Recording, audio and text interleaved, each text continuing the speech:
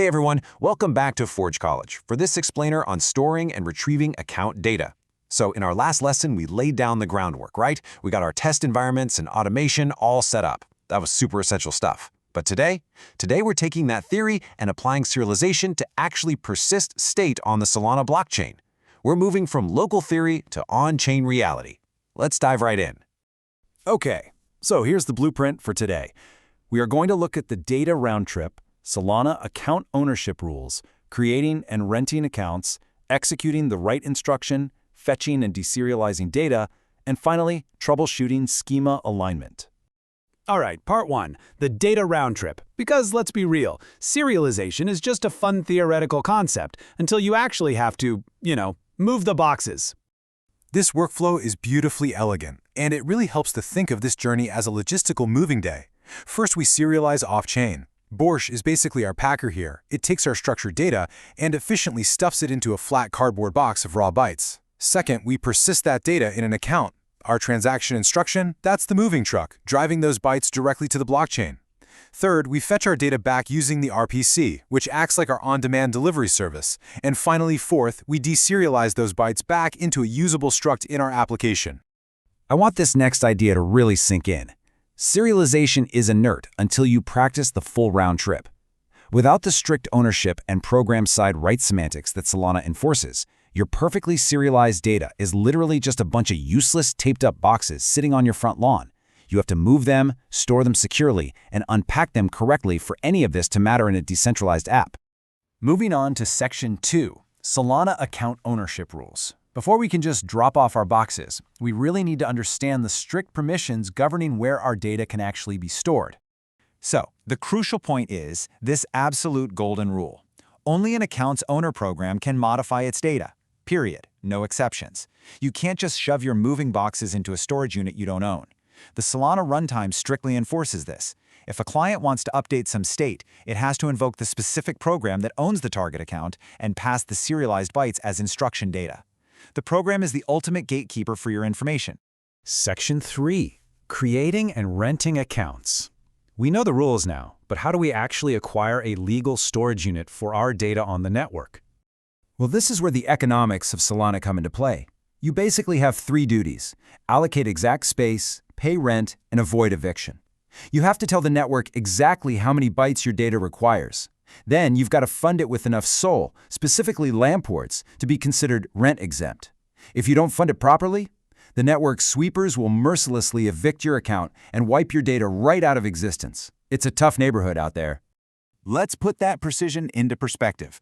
Say you have a 32-byte owner public key array as your data payload. You don't just guess the cost. You compute the exact LAMP ports needed using a method called getMinimumBalance for rent exemption, and you pass in exactly 32 bytes as the space requirement.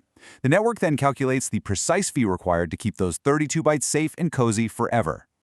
Section 4, executing the write instruction. Let's see what happens when the moving truck finally arrives at the destination. When your instruction hits the on-chain Rust program, that program runs through a minimal but incredibly strict checklist. First, it verifies the target account is actually marked as writable. Second, it checks that the input byte length exactly matches the account's allocated data length.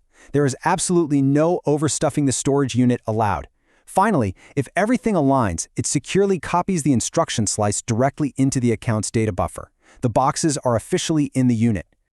Section 5, fetching and deserializing data. Okay, storing data is great, but eventually we want our stuff back. It's time to unpack. This is your key command right here, get account info.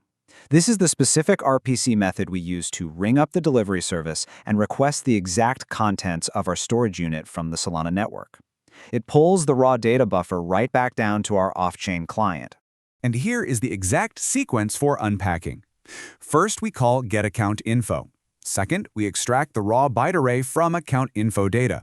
Third, we pass those bytes back through our Borsh deserializer. And fourth, we validate the fields to make sure our original values, like a counter or an owner key, survive the round trip entirely intact. If step 4 passes, congratulations, your moving day was a total success. Section 6, troubleshooting schema alignment. Because we need to know exactly what to look at when things go disastrously wrong during the move. Now, I really want you to focus on the relationship between two things: your Rust struct declaration order and your TypeScript schema field order. These two sides must be absolute perfect mirrors of each other.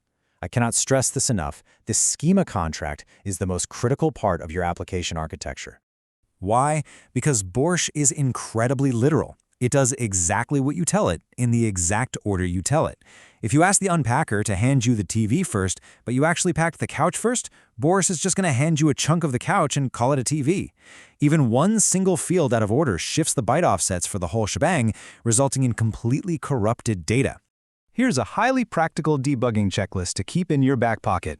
If you see account not rent exempt, your cause is insufficient LAMP ports. The fix is to recompute your rent minimum before creating the account.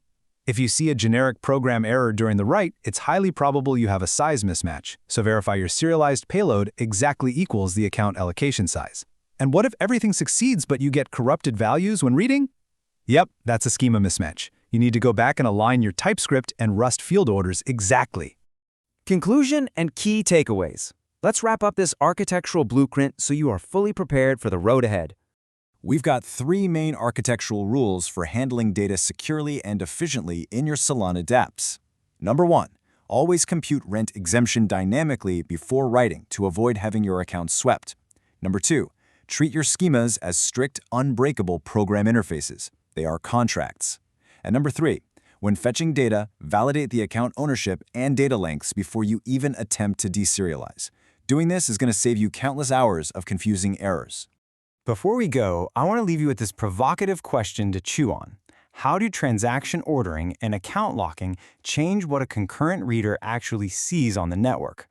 You see, serialization is just one piece of this giant puzzle. In our next lesson, we'll tackle the fascinating world of the Solana transactional model. Thank you so much for watching this explainer made by Forge College. For more deep dives into this subject and other incredible Web3 related topics, make sure to visit forge.college. I'll see you in the next explainer.